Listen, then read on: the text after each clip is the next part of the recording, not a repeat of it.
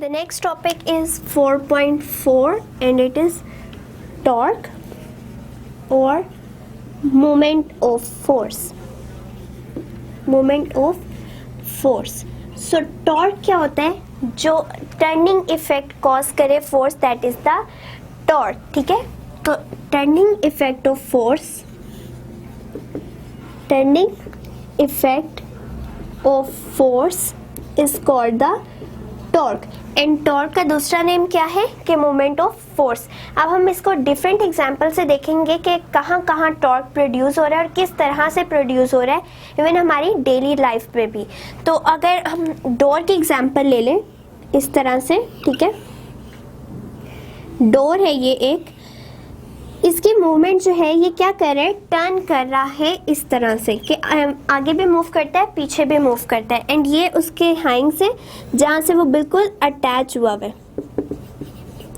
इस पॉइंट के अलोंग या इस लाइन के अलोंग ही जो है डोर आगे पीछे मूव करता है जब हम फोर्स अप्लाई कर देते हैं उसके लॉक के ऊपर. ठीक है, तो उसको जब हम मूव करवाते हैं तो वो टर्न करता है and that turning effect of force is called the torque. तो वहाँ क्या प्रोड्यूस हो रहा होता है, टॉर्क प्रोड्यूस हो रहा है. इसी तरह हमारी डेली लाइफ में और बहुत सारी एग्जांपल है. लाइक अगर हम पेंसिल को शार्प करना चाहते हैं तो शार्पनर में जब पेंसिल को टर्न करेंगे तो वो भी टर्निंग इफेक्ट ऑफ फोर्स होगा, that will call the torque. और इसी तरह अगर हम टैप वाटर लेना चाह रहे हैं, टैप को जब हम ओपन करेंगे तो टैप ओपन होने के सूरत में हमारे पास turning effect of force create होगा जो कि टॉर्क प्रोड्यूस करेगा. अब इसी तरह से हमारे पास इसमें डिफरेंट टर्म्स आ जाती हैं जो कि नेक्स्ट हेल्प आउट करती है फाइंड आउट करने में टॉर्क को. ठीक है, सबसे पहले है रिजिड बॉडी. रिजिड बॉडी क्या होती है, एक सॉलिड बॉडी, एक ऐसी बॉडी जिसके ऊपर फोर्स अप्लाई की भी जा रही हो लेकिन उसको जो है डीफॉर्म नहीं किया जा रहा. वो फोर्स उसकी शेप को बिल्कुल भी डिस्टर्ब नहीं करी या डिस्ट्रॉय नहीं करी. लाइक एक हमने ब्रिक ले ली, ईंट ले ली, उसके ऊपर हम जितनी मर्जी अपने हाथ से फोर्स लगाए जाएंगे तो क्या होगा, कुछ भी नहीं, वो ब्रेक भी नहीं करेगी, ना ही उसकी शेप में कोई भी तब्दीली आएगी. ये ऐसा क्यों हुआ है, क्योंकि वो एक रिजिड बॉडी है एंड रिजिड बॉडी में हमारे पास तमाम पार्टिकल्स का डिस्टेंस अगर बिल्कुल इक्वल रहे तो बॉडी रिजिड बॉडी कहलाती है. ठीक है, सो हर पार्टिकल का दूसरे पार्टिकल से जितना डिस्टेंस है, लाइक ये आर, सो ये सेम रहेगा तो वो बॉडी रिजिड बॉडी कहलाएगी. एंड उस बॉडी पे जितनी मर्जी फोर्स अप्लाई करें वो डीफॉर्म नहीं हो सकती. ऐसा नहीं होगा कि उन पार्टिकल का डिस्टेंस जो है एक दूसरे से डिफरेंट हो जाए. लाइक अगर हम स्पंज ले लेते हैं, ठीक है, या कोई डस्टर ले लेते हैं या फोम वगैरह, फोम में भी ये होता है कि जैसे ही हम फोर्स अप्लाई करते हैं तो क्या होता है, पार्टिकल्स का एक दूसरे से डिस्टेंस जो है वो डिस्टर्ब हो जाता है एंड जो है शेप वो डीफॉर्म हो जाती है, वो अपनी शेप बदल लेते हैं, चेंज हो जाती है. लेकिन अगर हम ब्रिक के केस में देखें तो इनके पार्टिकल्स का जब तक डिस्टेंस चेंज नहीं होगा फोर्स अप्लाई करने से, तब तक उसकी शेप वही की वही रहेगी जो पहले थी. इसलिए वो तमाम बॉडीज जिनके पार्टिकल्स का डिस्टेंस एग्जैक्टली सेम रहे after applying the force, these are called the rigid bodies. So the next thing is जो हमें चाहिए होती है टॉर्क को डिफाइन करने के लिए, वो है axis of rotation. Axis of rotation, axis of rotation क्या होते हैं, हमें एक्सिस से ही पता चल रहा है कि ये कोई ना कोई एक ऐसा पॉइंट होगा जिसके अलोंग रोटेशन हो रही होगी. ठीक है, इसके लिए हम एक सिंपल से एग्जांपल देख लेते हैं टॉप की. ठीक है, लट्टू जो होता है इस तरह से, उस पे क्या हम कह रहे हैं कि ये उसका एक हैंडल सा लगा हुआ था, उस हैंडल के अलोंग हमने उसको रोटेट करवा दिया. ठीक है, रोटेशन हो रही है, एक्सिस ऑफ रोटेशन. सो हमने इसको रोटेट करवाया तो इसने मूव करना स्टार्ट कर दिया. अब इसका ये पॉइंट जो है जो ग्राउंड के साथ अटैच है वो भी मूव कर रहा है, ऊपर से भी मूव कर रहा है, बट सारी की सारी मूवमेंट इसी पॉइंट के अलोंग हो रही है. ठीक है, ये जो टॉप है वो पूरा का पूरा रोटेट कर रहा है अलोंग दैट लाइन. सो वो लाइन जिसके अलोंग बॉडी पूरी रोटेट कर जाए, that is called the axis of rotation. ये एक्सिस ऑफ रोटेशन है क्यों? क्योंकि इस लाइन के अक्रॉस जो है पूरी की पूरी बॉडी रोटेट कर गई है। तो इसी तरह हम अगर अपने डोर के केस में देखें, उसके जो हैंग्स थे इस तरह से, ये पॉइंट जो था ये क्या था? लाइन एक्सिस ऑफ रोटेशन था। इसके अलोंग जो है डोर आगे की तरफ मूव कर रहा था या पीछे की तरफ मूव कर रहा था। लाइक जब हम उसको फोर्स लगा रहे थे तो वो खुल रहा था या बंद हो रहा था अलोंग दैट लाइन, और ये लाइन क्या है? That is the axis of rotation. तो डिफरेंट चीज़ों के लिए डिफरेंट एक्सिस ऑफ रोटेशन होते हैं, बट एक्चुअली ये है क्या? The line along which the body can rotate is simply the axis of rotation. अब अगर हम देखें कि axis of rotation के along जो है बॉडी मूव कर रही है, लेकिन कुछ पॉइंट्स ऐसे होते हैं जहाँ पे टॉर्क लगे तो हमारे पास टर्निंग इफेक्ट ज़्यादा क्रिएट होता है। लाइक अगर हम फोर्स डोर के ओपनिंग पे लगा रहे हैं तब जो इफेक्ट प्रोड्यूस होगा वो कुछ और होगा, बट अगर उसी पॉइंट को हम उठा के हैंग्स के पास या कहीं एक्सिस ऑफ रोटेशन के पास ले गए हैं, कहीं थोड़ा और दूर ले गए हैं, तो तब कौन सा इफेक्ट क्रिएट होगा? ठीक है, सो ये पॉइंट बहुत ज़रूरी है कि कहाँ पे हम अपनी फोर्स को अप्लाई कर रहे हैं, क्योंकि अगर हम फोर्स सही जगह पे अप्लाई नहीं कर रहे होंगे तो हमें उस काम को करने में बहुत ज़्यादा डिफ़िकल्टी फेस होगी एंड काम जो है एफिशिएंटली परफॉर्म नहीं हो सकेगा। तो उसके लिए भी हम डिफरेंट चीज़ों को स्टडी कर रहे हैं। लाइक अभी हमने एक मोमेंट आर्म एक हम स्पैनर को यूज़ कर रहे हैं, स्पैनर। ठीक है, स्पैनर में क्या होता है कि वो जो है नट या बोल्ट को टाइट करने के लिए या लूज करने के लिए यूज़ होता है। एंड वो किस शेप का होता है? इस तरह से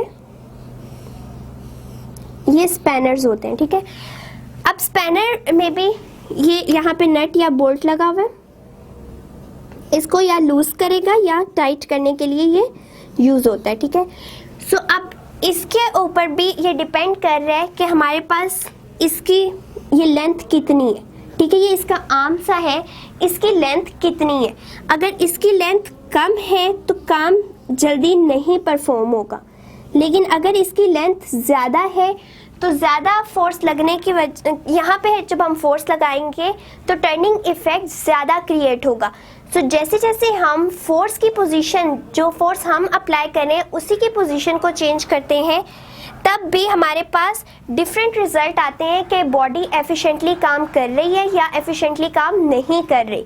सो इसके लिए भी हमने जो स्पैनर यूज़ की है वो एक छोटी आर्म का यूज़ किया एंड एक बड़ी आर्म का यूज़ किया, और यहाँ से इसका जो ये डिस्टेंस है इसको कहते हैं movement arm.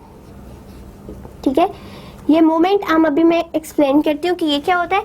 And movement arm और अप्लाइड फोर्स, ठीक है, अप्लाइड फोर्स जो कि फोर्स हम अप्लाई करें, they will form the torque. ठीक है, ये दोनों चीज़ें मिलके टॉर्क प्रोड्यूस कर रही हैं। सो अब हम जो दूसरी चीज़ देख रहे हैं इस अपने तमाम टर्म्स में, वो है line of action of forces. ठीक है, line of action of forces. अब वो क्या चीज़ होती है line of action of forces? यहाँ पे एक्शन कि ये हमारे पास इस तरह से ये वो लाइन है जहाँ पे फोर्स को हम अप्लाई कर रहे हैं। ये हमारे पास था एक्सिस ऑफ रोटेशन। ठीक है, यहाँ हम कोई भी बॉडी ले रहे हैं, ठीक है, लाइक एक स्ट्रिप सी ही ले ली, तो ये एक्सिस ऑफ रोटेशन था जिसके अलोंग ये पूरी बॉडी मूव करेगी, एक्सिस ऑफ रोटेशन। अब हम फोर्स कहाँ पे लगा रहे हैं? इसके दूसरे एंड पे। ठीक है, तो जहाँ पे फोर्स लग रही होगी that is called the line of action of force. So इधर से ही पता चल गया कि एक हमारे पास सबसे पहले थी रिजिड बॉडी, कि जब हमने फोर्स लगाई तो उसकी शेप जो है वो बिल्कुल भी चेंज नहीं हुई क्योंकि उसके हर पार्टिकल का डिस्टेंस दूसरे पार्टिकल से सेम रहा। देन एक्सिस ऑफ रोटेशन, वो लाइन जिसके अलोंग बॉडी रोटेट कर रही है, मूव कर रही है, टर्न ले रही है, that is the axis of rotation. The next thing is line of action of forces, वो लाइन जहाँ पे हम फोर्सेस को अप्लाई कर रहे हैं एंड फोर्सेस अप्लाई करने से हम डिफरेंट वर्क जो है वो परफॉर्म कर रहे हैं, that is the line of action. अब नेक्स्ट थिंग है मूवमेंट आर्म। मूवमेंट आर्म क्या होता है कि that perpendicular distance between line of action and axis of rotation is called the moment arm. So ये perpendicular जो distance है and ये perpendicular distance, it will give us the moment arm. So moment arm के लिए हम कहेंगे it is the perpendicular distance. It is perpendicular distance. It is perpendicular distance between line of action of forces and the next thing is axis of rotation. Axis of rotation. So ये जो perpendicular distance है that will give us the moment arm. अब हम अपने example को देखते हैं spanner की कि हमने मोमेंट आर्म को क्यों ज़्यादा रखा, उसकी लेंथ क्यों बढ़ाई उस आर्म की कि फोर्स कम लगानी पड़ी और टर्निंग इफेक्ट ज़्यादा क्रिएट हुआ. तो अब हम देखते हैं कि टॉर्क का फॉर्मूला क्या बन रहा है. Torque is F cross L. ठीक है, F अप्लाइड फोर्स है, it is the applied force. ठीक है, and L is the moment arm. ठीक है, इसको हम R से भी रिप्रेजेंट करते हैं या L से भी रिप्रेजेंट करते हैं. इन दोनों पे टॉर्क डिपेंड कर रहा है. ठीक है, अब टॉर्क की डिपेंडेंसी किस पे है? सबसे पहले तो फोर्स पे कि जितनी ज़्यादा फोर्स अप्लाई करेंगे हम उतना ज़्यादा टर्निंग इफेक्ट क्रिएट होगा. ठीक है, second thing is moment arm कि हम एक चीज़ की लेंथ को जितना बढ़ा के मतलब मोमेंट आर्म को जितना ज़्यादा बढ़ाएंगे उतना ज़्यादा टॉर्क प्रोड्यूस होगा. सो स्पैनर के केस में हमने देखा था कि दो डिफरेंट जो है हमने लेंथ्स के स्पैनर्स लिए थे जिनकी आर्म लेंथ डिफरेंट थी इस तरह से. सो क्या हुआ कि R या L जो है, हम मोमेंट आर्म को L से कह रहे हैं, ये L जो है चेंज हो गया. ठीक है, it is the perpendicular distance between the line of action of forces and axis of rotation. यहाँ पे क्या होगा, ये बॉडी पे एक्सिस ऑफ रोटेशन है बॉडी का, क्योंकि इसके अलोंग पूरी बॉडी रोटेट करेगी. ठीक है, so it is axis of rotation. And axis of rotation और अप्लाइड फोर्स या line of action of force के दरमियान जो परपेंडिकुलर डिस्टेंस है that one, it is the moment arm. So moment arm को बढ़ाने से भी टॉर्क ज़्यादा प्रोड्यूस हो रहा है एंड फोर्स को बढ़ाने से भी टॉर्क ज़्यादा प्रोड्यूस हो रहा है. ठीक है, सो इस केस में अगर देखें हमने फोर्स सिर्फ अगर हम एग्जांपल ले रहे हैं कि हम 5 न्यूटन की फोर्स लगा रहे हैं. ठीक है, और मोमेंट आर्म जो ये डिस्टेंस है हमने 3 मीटर्स लिया हुआ है. ठीक है, सो हमारे पास जो टॉर्क प्रोड्यूस होगा that will be 15 newton meter. It means हमने सिर्फ 5 न्यूटन की फोर्स लगाई जबकि बॉडी जो है उसने 15 न्यूटन मीटर का टॉर्क, उसमें टर्निंग इफेक्ट इतना ज़्यादा प्रोड्यूस हो गया. सो अब हमारे पास यहाँ से भी पता चलता है कि फोर्स का यूनिट है न्यूटन एंड मोमेंट आर्म का यूनिट है मीटर. सो टॉर्क का जो हमारे पास यूनिट आएगा that will be newton metre. So अगर हमें 1 न्यूटन मीटर का टॉर्क प्रोड्यूस करना है तो हमें 1 न्यूटन फोर्स लगानी पड़ेगी at 1 metre distance. So we can get the 1 newton metre torque.